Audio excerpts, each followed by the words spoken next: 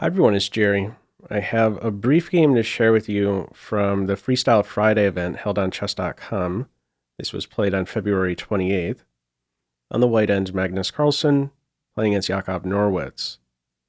All right, time controls here are 3+1. Incredibly fast time control for this freestyle format. You're mainly playing with your intuition. Minimal calculation involved for this fast time control. Now with this arrangement here, we're looking at start position 172. There are no unprotected points to speak of with this arrangement. We begin with e4, c6, and c3. You're mainly trying to accomplish more than one thing with each of your moves. Bishop's eyes opened up somewhat, and hey, once you have your pawn on d4, it has some support. Seems sensible enough. Now, how black plays it: knight b6. Computer already has its eye on anticipating this d4 advance. It wants to play e5 here. I want to draw some attention to this early phase and the pawn play in particular. If e5 was played, it actually turns out this d4 move, which Carlsen may very well have played, turns out that this would not be a good idea. And here's a reason why. There are these ideas to quickly fly out with the queen in particular, land this check, influence the center points, knight block, and now there's this multi-purpose move in f5, challenging the duo and paving the way for bishop c4 with tempo. Next up, castles. Rapid development here for Team Black.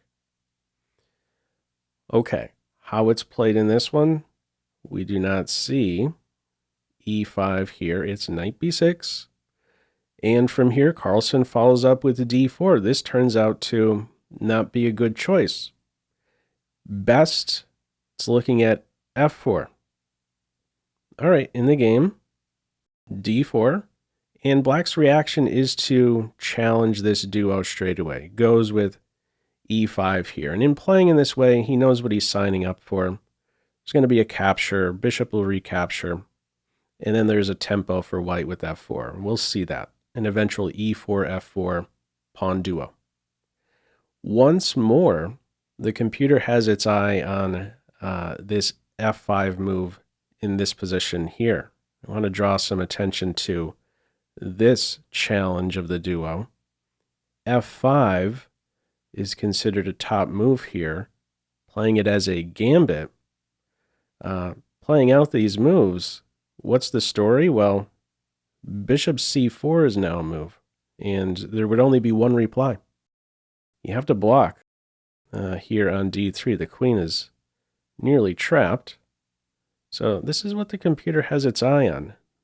Check out these follow-up moves. Development with tempo. Development with tempo. These two moves by white seem to be convenient enough, developing and addressing the threats, but here's the move at the end of this line, e6. And now it says best is to give back the pawn with f6, in part to deny the knight this e6 square. Trying to hang on to the pawn with g4, that is far too weakening. 4 holes created. Forget about castling on the g file. Bishop f4 ideas could be in the air. Here's the thing. If you take here on e6, this would be considered winning all of a sudden for black. Look at the development black would have. There's no denying the knight this f4 square. It will soon be a top piece in the position. Forget about g3 here. Queen f3, and the rook will be toast.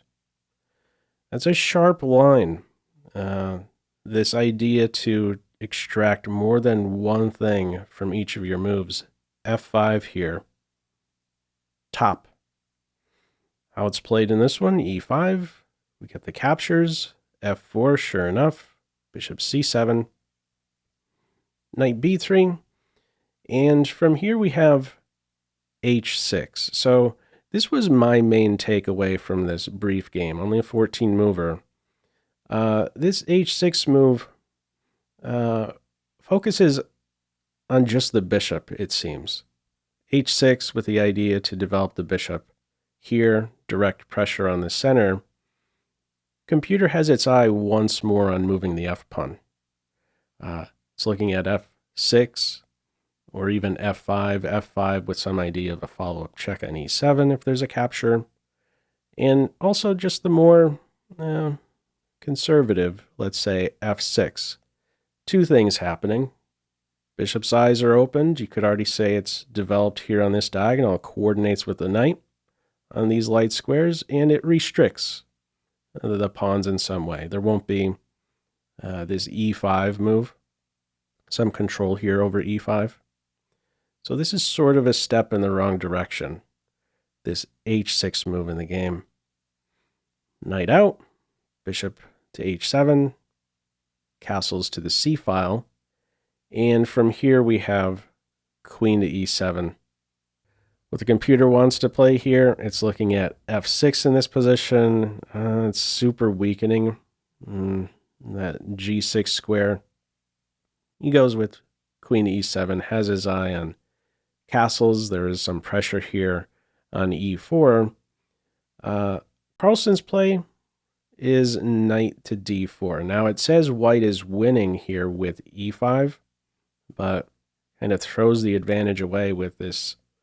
It certainly seems purposeful knight to d4, really keying in on that f5 square. How it wants to play it here, computer says e5 is top with the idea to exchange bishops, and now how would you tame as black here? How are you taming in this knight on e3? Nearby knight f5 into d6. What are you doing about that? Not much. If you try and cut out that path with g6, well, hang on, there's a new weakness, and this one's going to hurt. So this is what it liked best, e5, but seems sensible enough. Again, minimal calculation with these games. Knight f5 is the jump. From here, bishop takes pawn is played. Ends up being a losing move. Carlsen doesn't pounce on it in the most effective way, but it's good enough. What is top is knight e6, trying to get a knight exchange in there and throwing a punch here on f4. A move like knight d to f5, computer has its eye on a continuation like this where we end up exchanging queens essentially. Knight takes queen, a queenless ending nearby. All right, how it is played in this one, this e4 pawn is swiped, and from here Carlsen hops into f5. Might as well consider this still a winning path for white. Even better, computer wants to put the rook on e1 straight away, with an idea here being, well, if you take my bishop, knight e to f5 is going to hurt you. Pin of the queen as well as a double attack of the queen. So no rook e1 here. Knight goes into f5, you have to take the knight. There's no way to move the queen and still defend the bishop. Even if you could, there's the idea to exchange bishops and pin and win the queen. So the knight is snapped off, knight recaptures, and from here, queen f6 is played. Now it says the best move here is queen to f8, but even with this move, we're looking at a pretty sizable advantage here for white. Plus 1.2 territory with best play. I want to throw this position to you as a pop quiz. What move would you play here? Feel free to pause the video. Okay, there's a really sharp line here.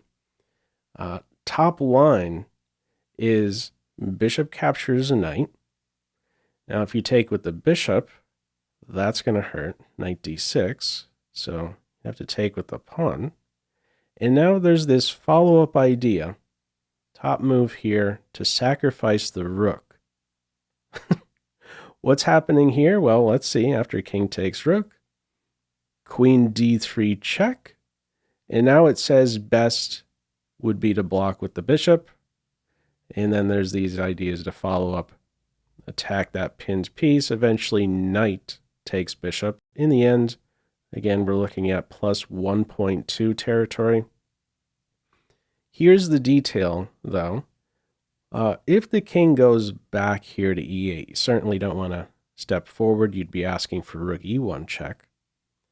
But after king to e8, what do you do here? Well, there would only be one move here that wins for white. It may be tempting in this case to land the check on e1, but you would be losing then. Knight e6 is a convenient way to address that check. The only winning move for white would be this follow-up quiet rook move. So after first sacrificing one rook, you would have to spot this quiet move here. And check this out. There is no good way to prevent now queen d7 check. It's a mate threat. And we're also looking to simply win the material back and continue the attack. All right, that's a pretty sharp line, I would say, in this position here. If this top move, queen f8, was played, that was available for white. How it plays out in this one, queen f6, she's vulnerable on this square. Bishop d4 now hits. Look at these bishops. This is crushing, and there's a big problem now on g7. But an even bigger problem is that no matter where you go with the queen, she's going to be lost.